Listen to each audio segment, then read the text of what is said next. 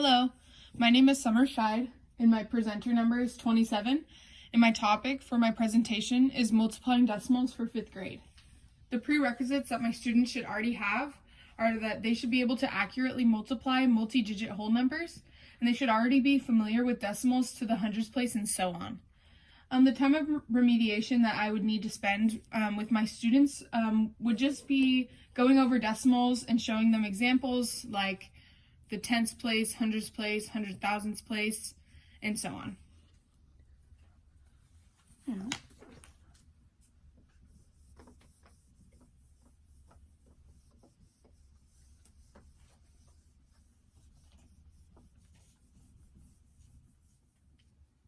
So, before I start my lesson, I'm going to go over a little bit of review about decimals and the place values. So, right here, I have 0.1234, and 0.1 is in the tenths place, so if we cover that up, 0.12, the 2 is in the hundredths place, 0.123, 3 is in the thousandths place, and 4 is in the 10,000ths place.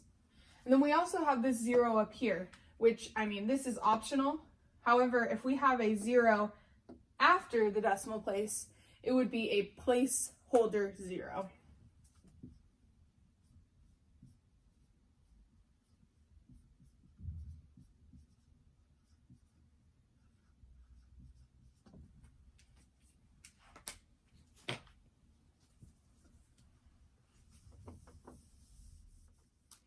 Now that I have reviewed the decimals and what place values they have, I am now going to write up my 3 examples on the board.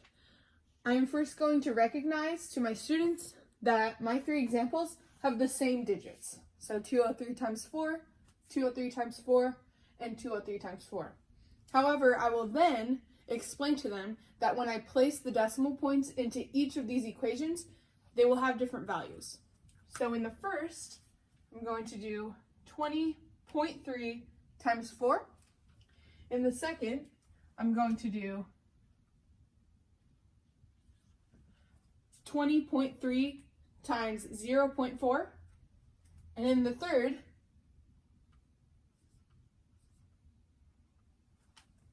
I'm going to do 2.03 times 0.004. Now, I am now going to tell them that the number of decimal places in the problem determines where we put the decimal point in the answer.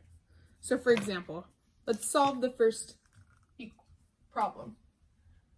4 times 3 is 12. We carry that 1. 4 times 0 is 0. However, we have that 1. And 4 times 2 is 8. Now, in this problem, we have one decimal place, sorry. So that means that we have to move our decimal point here in our answer 1 spot from right to left. So our answer comes out to 81.2. Now, in the second one, the same digits will be in our answer. 12, carry the 1, 4 times 2 is 8. However, we have 2 decimal places that we have to account for.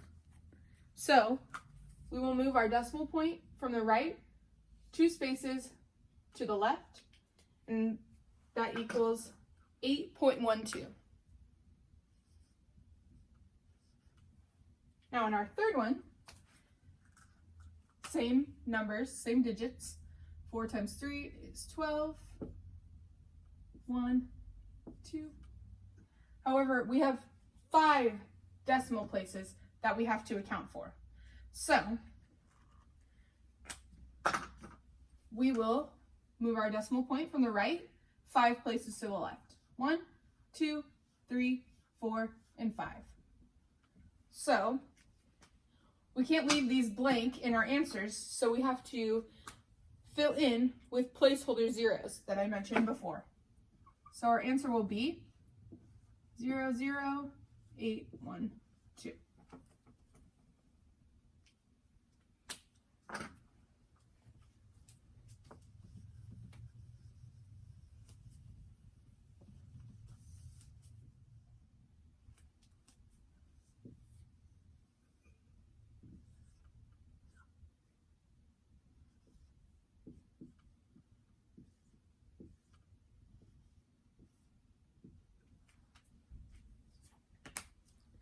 So now that I have done these problems and I have presented them to the class, I will write 3 more problems and I will take volunteers from my students to come up and to solve these problems. And when they are done, we'll go over them as a class. Now, after my lesson, I will give them a worksheet, something like this, and I will tell them to work on half of these problems on their own in class, and then we will go over them as a class. And then I will save the other half for homework so that they can take it home and try to do it on their own in a different setting than my classroom. And when we come back to class the next day, I will grade them and see how well I taught my students. And that is my presentation. Thank you.